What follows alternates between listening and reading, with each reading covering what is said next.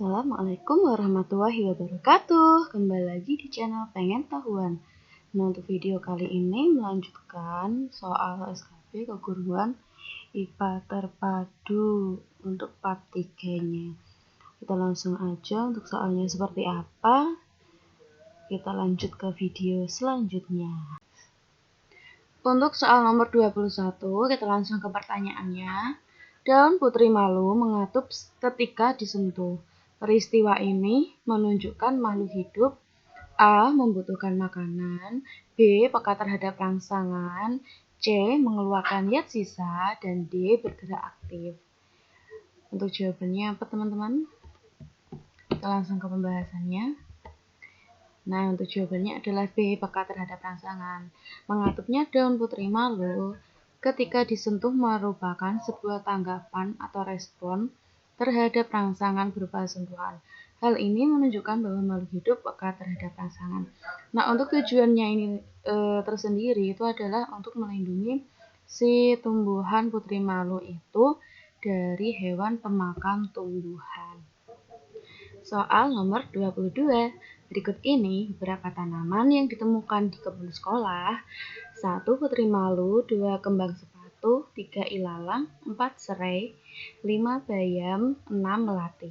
Tanaman yang dikelompokkan berdasarkan persamaan ciri berakar tunggang adalah, nah untuk tanaman dari 6 nomor ini yang termasuk dari akar serabut, yang termasuk memiliki akar serabut itu adalah tanaman serai dan ilalang. Jadi kita langsung lihat aja untuk opsinya yang ada nomor 3 dan 4 itu adalah salah. Untuk A ada nomor 3-nya, yang B tidak ada dua-duanya, kemudian yang C ada nomor 3 berarti salah, nomor D juga ada nomor 4 berarti salah. Berarti untuk jawabannya adalah B. Kita lihat ke pembahasan. Tanaman yang berakar tunggang mempunyai perakaran yang lebih kuat dibandingkan dengan tanaman berakar serabut, sehingga akan lebih sulit dicabut daripada tanaman berakar serabut. Berdasarkan ciri tersebut, tanaman yang dapat dikelompokkan berdasarkan ciri berakar tunggang adalah putri malu, kembang sepatu, dan melati. Untuk bayam itu juga termasuk tanaman yang berakar tunggang, namun di atasnya itu terdapat akar serabutnya. Jadi untuk jawabannya adalah B. Dalam suatu soal nomor 23, dalam suatu ekosistem kebun terdapat 1. sekelompok cacing tanah, 2. 4 jalur tanaman sayur bayam, 3 seekor kucing, 4 2 ekor ulat, 5 8 ekor ulat kecil, 6 16 ekor katak, 7 7 ekor belalang, 8 22 ekor belalang, 9 seekor kambing. Satuan ekosistem yang merupakan populasi adalah populasi itu apa ya? Siapa yang masih ingat? Nah, kita langsung ke pembahasannya. Jadi untuk populasi itu merupakan sekelompok atau beberapa individu sejenis yang menempati suatu daerah tertentu. Jadi untuk individunya itu sejenis atau sama, kemudian dia memiliki jumlah lebih dari 1. Kita lihat dari ke-9 angka ini atau makhluk hidup ini yang dia jumlahnya lebih dari 1. Yang pertama, sekelompok cacing tanah, berarti lebih dari 1. Kemudian 4 jalur tanaman sayur, lebih dari 1. Kemudian seekor kucing, ini cuma 1, berarti dia tidak termasuk dalam populasi. Kita langsung lihat di opsi, kalau dia ada nomor 3, berarti dia salah. Untuk yang opsi A, dia sudah salah. Kemudian untuk yang keempat, 2 ekor ulat, populasi, 8 ekor ulat kecil, ini juga, 16 ekor katak juga, 7 ekor belalang juga, 22 ekor belalang juga termasuk ke populasi. Kemudian seekor kambing. Nah, untuk seekor kambing itu tidak. Jadi kita lihat yang ada nomor 9-nya itu juga tidak. Untuk C dan D ada nomor 9. Berarti untuk opsi jawaban yang benar adalah B. Kita lanjut nomor 24. Akibat membuang sampah tidak pada tempatnya dapat menimbulkan pencemaran lingkungan yang akan menimbulkan berbagai macam penyakit. Usaha untuk menanggulanginya adalah A. mengolah sampah untuk makan ternak, B. Menimbun sampah plastik di dalam tanah. C. Mengolah sampah untuk pupuk kompos. D. Dibuang ke sungai agar tidak menumpuk. Untuk jawabannya kita langsung ke pembahasan. Usaha-usaha yang dapat dilakukan untuk menanggulangi pencemaran lingkungan akibat sampah adalah sebagai berikut. A. Tidak membuang sampah di sembarangan tempat. B. Mengolah sampah organik menjadi pupuk kompos. C. Mendaur ulang sampah anorganik.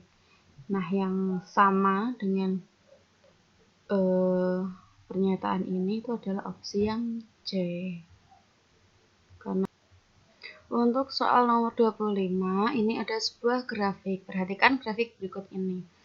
Berdasarkan grafik di atas, dapat diprediksikan bahwa A. Penduduk tidak berpengaruh terhadap jumlah kebutuhan pangan. B. Jumlah penduduk meningkat, jumlah kebutuhan pangan meningkat. C. Jumlah penduduk meningkat, jumlah kebutuhan pangan menurun. D. Jumlah kebutuhan pangan tidak tergantung terhadap jumlah penduduk. Dapat dilihat teman-teman, untuk grafiknya itu sendiri dia naik terus. Jadi dapat disimpulkan bahwa terjadi peningkatan ketika jumlah kebutuhan itu juga meningkat. Jadi untuk jawabannya adalah B. Jumlah penduduk meningkat, jumlah kebutuhan pangan juga meningkat. Kita lihat di pembahasannya. Nah, berdasarkan grafik yang ada, diketahui bahwa kebutuhan beras per hari berbanding lurus dengan jumlah penduduk. Jadi dapat dilihat dia berbanding lurus. Kalau meningkat, itu juga akan meningkat. Maksudnya ketika jumlah kebutuhan pangannya meningkat, kebalik ya, jumlah penduduk meningkat, maka jumlah kebutuhan pangannya meningkat. Sehingga jika jumlah penduduk meningkat, maka kebutuhan beras per hari atau kebutuhan pangan akan meningkat sama. Untuk jawabannya adalah B. Soal nomor 26. Perhatikan gambar di bawah ini. Jadi ini ada gambar sebuah tangan yang mengangkat barbel. Jadi kita langsung ke pertanyaannya. Otot pada lengan atas yang terlibat dalam gerakan olahraga seperti pada gambar adalah mungkin teman-teman sudah bisa langsung menebaknya. Kalau jawabannya itu adalah D. Otot bisep dan otot trisep. Seperti yang kita ketahui, kalau otot bisep dan trisep ini dia bekerja secara berlawanan atau antagonis. Nah, untuk penjelasannya sendiri, ketika tunggu sebentar, untuk otot bisep itu adalah otot yang terletak di lengan atas di bagian depan untuk bisep. Untuk trisep itu yang berada di bagian belakang. Jadi untuk cara kerjanya, apabila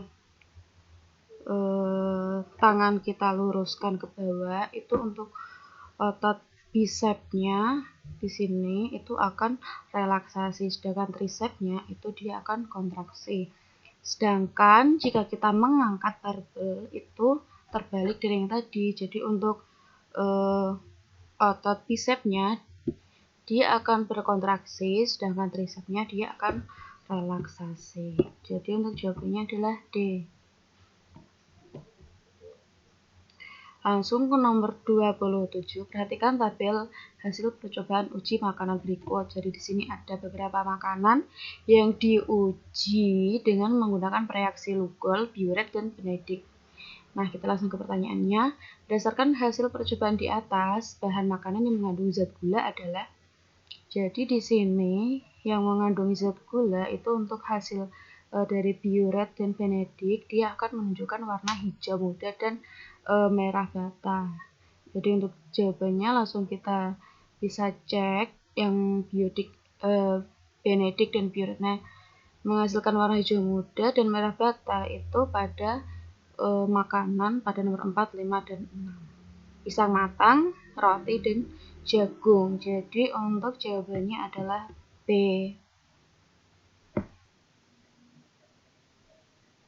Oke, kita lanjut pada nomor 28. Jadi di sini ada gambar seorang anak laki-laki yang sedang meniup balon. Seorang anak laki-laki meniup balon sekuat-kuatnya sampai menggelembung seperti tampak pada gambar. Jumlah udara yang dikeluarkan pada saat melakukan aktivitas tersebut adalah, kita langsung jawabannya. Jawabannya adalah C. Jadi meniup balon itu adalah salah satu aktivitas ekspirasi atau mengeluarkan udara dari dalam paru-paru. Nah, untuk volume udara maksimal yang dapat keluar pada satu kali ekspirasi itu adalah 4.800 cc. Jadi untuk jawabannya itu adalah C. Oke. Kita lanjut nomor 29. Perhatikan gambar proses pembukaan darah berikut ini. Jadi ini ada sebuah gambar di mana ini terjadinya proses pembekuan darah. Jadi yang ditanyakan di sini adalah zat X dan Y itu apa. Nah, kita langsung aja. Jadi ketika kulit kita luka, maka trombosit di dalam darah itu akan pecah. Nah, itu nanti akan menjadi trombokinase. Dan trombokinase ini dengan bantuan apa? Nanti yang akan mengubah protombin menjadi trombin. Nah, kemudian nanti dari proses ini trombin ini akan dibantu apa yang dapat mengubah fibrinogen Ca2+ yang akan mengubah fibrinogen menjadi si Y. Nah, kita langsung ke pembahasannya. Nah, dapat teman-teman lihat ketika terjadi luka itu trombosit pecah dan dia akan menjadi trombokinase. Dan trombokinase ini dengan bantuan si X itu adalah vitamin K. Itu nanti akan mengurai protombin menjadi trombin. Nah, sedangkan untuk trombin ini nanti dia dengan bantuan si Ca2 atau ion kalsium itu nanti dia akan mengubah fibrinogen menjadi fibrin. Jadi X itu adalah zat yang membantu trombokinase mengurai protombin menjadi trombin, yaitu tadi vitamin K. Sedangkan untuk Y yaitu adalah fibrin, di mana fibrinogen dia diurai oleh trombin yang dibantu oleh kalsium menjadi fibrin. Jadi untuk jawabannya adalah C, vitamin K dan fibrin.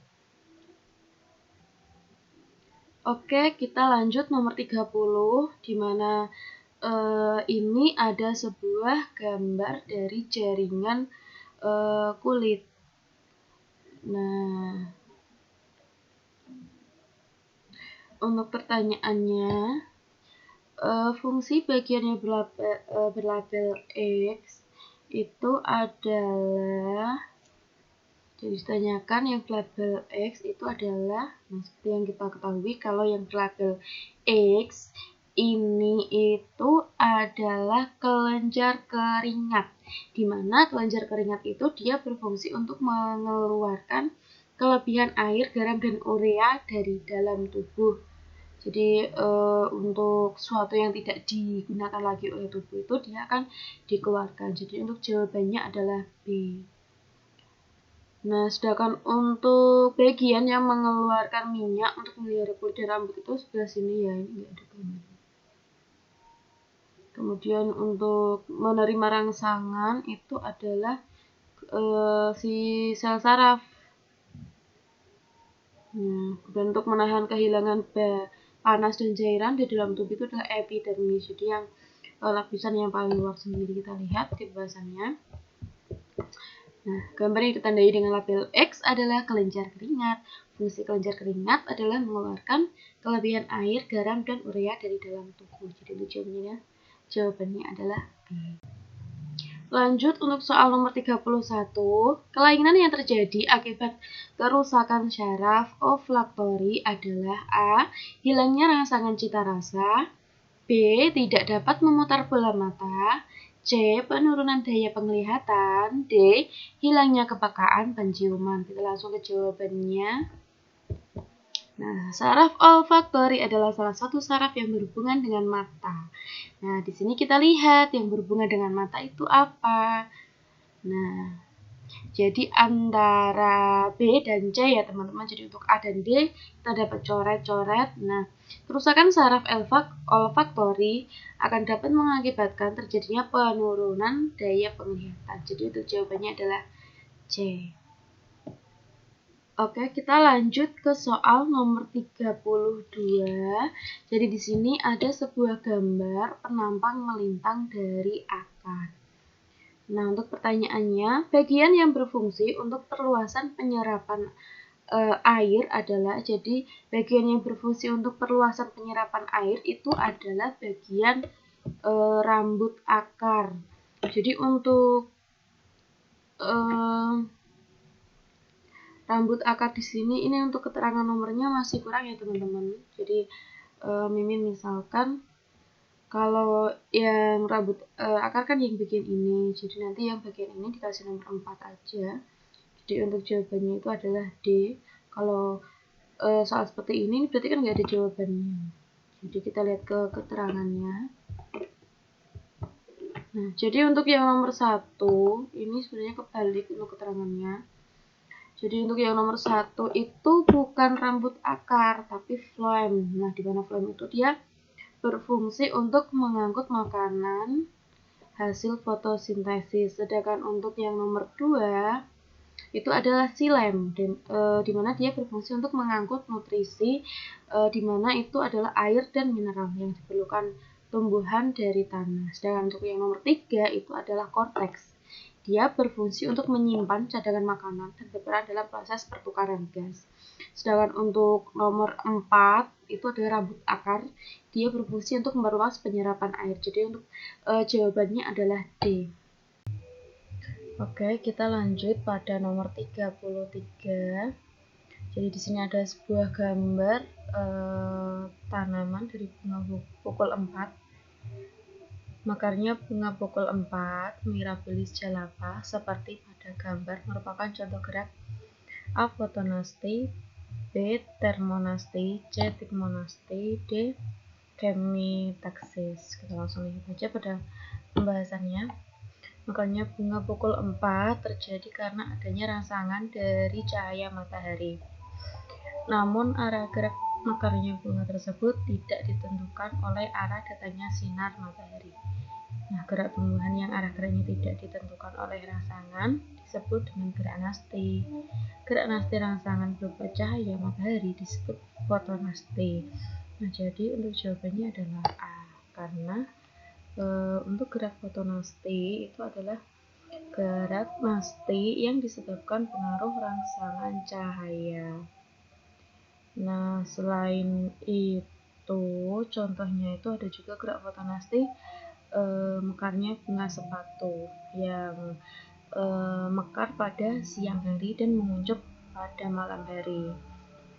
Nah, untuk termonasti itu sendiri seperti katanya teman-teman sudah bisa menebak termo itu jadi dia dipengaruhi oleh suhu. Sedangkan tigmonasti dia dipengaruhi oleh rangsangan sentuhan atau getaran. Jadi contohnya itu putri malam. Oke, kita lanjut pada nomor 34. Perhatikan tabel hasil percobaan fotosintesis di bawah ini. Jadi di sini ada percobaan di mana ada dua bagian daun. Yang pertama itu dia ditutupi kertas timah, sedangkan yang kedua dia tidak ditutupi kertas timah. Nah, sebelumnya daun itu dia ditetesi oleh reagen yodium, di mana didapatkan hasil yang ditutupi kertas timah dia berwarna coklat dan yang tidak ditutupi kertas timah dia berwarna biru tua. Nah, berdasarkan tabel di atas dapat disimpulkan bahwa pada bagian daun yang titik-titik A tertutup kertas timah terjadi fotosintesis, B tidak tertutup kertas timah terjadi fotosintesis, C tidak tertutup kertas timah tidak terjadi fotosintesis, D bagian daun yang tertutup dan tidak tertutup kertas timah terjadi fotosintesis. Untuk jawaban D itu jelas tidak. Kemudian untuk jawaban A, B dan C kita lihat dulu ke pembahasan. Nah, kita lihat regen yodium digunakan untuk menunjukkan ada atau tidaknya karbohidrat pada bagian daun, karena karbohidrat merupakan salah satu hasil dari fotosintesis. Jadi tujuannya tadi ditetesi oleh yodium supaya kita tahu bahwa daun itu nanti terdapat karbohidrat atau tidak. Nah, daun yang mengalami proses fotosintesis dan mengandung karbohidrat akan berwarna biru muda setelah ditetesi yodium. Oke, sedangkan pada hasil percobaan, teman-teman bisa lihat yang ditutupi kertas timah dia berwarna coklat, sedangkan yang tidak ditutupi kertas timah dia berwarna biru tua. Jadi dapat disimpulkan bahwa yang mengandung karbohidrat itu adalah yang berwarna biru tua. Nah, hasil percobaan menunjukkan bagian daun yang tidak tertutupi kertas timah berwarna biru muda setelah ditetesi yodium, sehingga dapat disimpulkan bahwa pada bagian daun yang tidak tertutup kertas timah tersebut telah terjadi proses fotosintesis. Berarti untuk jawabannya adalah B. Kita lanjut pada nomor 35. Di sini ada sebuah tabel dari jawaban ya. Perbedaan ciri-ciri perkembangan antara masa anak-anak dengan masa remaja adalah, jadi di sini dinilai dari 4 segi. Yang pertama fisik, yang kedua emosi, hormon dan organ reproduksi. Nah, di sini perbandingannya pada masa anak-anak dan masa remaja. Untuk yang opsi A dari fisik, perkembangan terus berlangsung. Sedangkan untuk yang remaja, perkembangan yang sempurna. Kayaknya bukan ya, soalnya kan masa remaja itu untuk perkembangan fisik pun masih terjadi proses perkembangan. Kemudian untuk B, emosi, untuk yang anak-anak belum stabil, yang remaja sudah matang, kayaknya juga bukan. Kemudian untuk yang C, hormon sudah berfungsi dengan baik, sedangkan yang remaja mulai berfungsi, ini juga salah. Jadi untuk jawabannya dapat ditebak berarti adalah D, organ reproduksi. Jadi untuk yang anak-anak belum aktif berfungsi, sedangkan untuk yang remaja mulai berfungsi. Lihat pembahasannya. Sama. Perkembangan adalah proses menuju tercapainya kedewasaan atau tingkat yang lebih sempurna pada makhluk hidup. Salah satu ciri perkembangan adalah berkaitan dengan alat-alat reproduksi. Pada masa anak-anak, alat reproduksi ini belum aktif berfungsi. Sementara pada masa remaja mulai berfungsi. Oke, lanjut nomor 36. Kelompok makhluk hidup yang hampir punah karena tingkat reproduksinya rendah adalah A. Kura-kura dan ayam jantan, B. Penguin dan komodo, C. Zebra dan unta, D. Badak dan gajah. Nah, untuk jawabannya adalah D. Jadi untuk kura-kura itu sebenarnya sampai saat ini masih mudah sekali untuk perkembangbiakan. Kemudian untuk penguin itu juga masih ada banyak. Kemudian saya zebra dan unta itu juga masih ada banyak. Sedangkan untuk D, badak dan gajah itu sudah mulai terancam punah. Jadi untuk jumlahnya sudah mulai sedikit. Kita lanjut ke soal nomor 37. Usaha manusia untuk menghasilkan spesies baru yang unggul dengan mengawinkan dua individu yang memiliki sifat yang berbeda disebut A. Inseminasi buatan, B. Transgenik, C. Hibridasi, D. Bayi tabung. Langsung ke pembahasan. Nah, untuk inseminasi buatan itu adalah suatu teknik teknologi reproduksi dengan cara memasukkan sperma dari hewan jantan ke dalam alat kelamin hewan betina dengan menggunakan alat inseminasi. Jadi untuk masuknya sperma itu dia dibantu oleh sebuah alat, yaitu alat inseminasi. Kemudian untuk transgenik, proses pemindahan gen dari satu organisme ke organisme yang lain. Jadi yang dipindahkan itu adalah gennya. Kemudian untuk hibridasi, proses penyilangan dua individu yang memiliki sifat berbeda untuk menghasilkan spesies baru yang unggul. Jadi untuk tujuan dari hibridasi itu supaya didapatkan hasil yang lebih unggul dari sifat induknya. Kemudian yang D, bayi tabung. Nah, untuk bayi tabung ini hampir sama dengan inseminasi. Jadi ini suatu teknologi reproduksi di mana pembuahan itu terjadinya di luar. Kemudian nanti kalau dia sudah sekiranya jadi, baru bisa dimasukkan ke dalam tubuh si induk. Nah, jadi usaha manusia untuk menghasilkan spesies baru yang unggul dengan mengawinkan dua individu yang memiliki sifat beda disebut hibridisasi atau C. Nomor 38, bercocok tanam secara hidroponik sedang dikembangkan di Indonesia karena memiliki manfaat seperti A. Usia tanam lebih pendek, B. Tahan terhadap tanah yang bergaram tinggi, C. Tidak menggunakan pupuk sehingga murah biayanya, D. Tidak tergantung pada lahan dan hasilnya lebih berkualitas. Untuk A. Usia tanam lebih pendek, ini belum tentu karena ini bergantung tanamannya apa dulu. Kemudian untuk B, tahan terhadap tanah yang bergaram tinggi, jelas tidak karena dia di hidroponik itu dia ditanam di dalam air. Kemudian C, tidak menggunakan pupuk sehingga murah biayanya, tidak juga, jadi ini juga bisa dikasih pupuk. Kemudian untuk yang D, tidak tergantung pada lahan dan hasilnya berkualitas. Jadi jawabannya adalah D. Kita lihat ke pembahasannya. Manfaat-manfaat dari bercocok tanam secara hidroponik. Hasil tanaman berkualitas, tidak membutuhkan lahan luas, tidak terpengaruh oleh iklim, dan terhadap hama dan penyakit yang berasal dari tanah.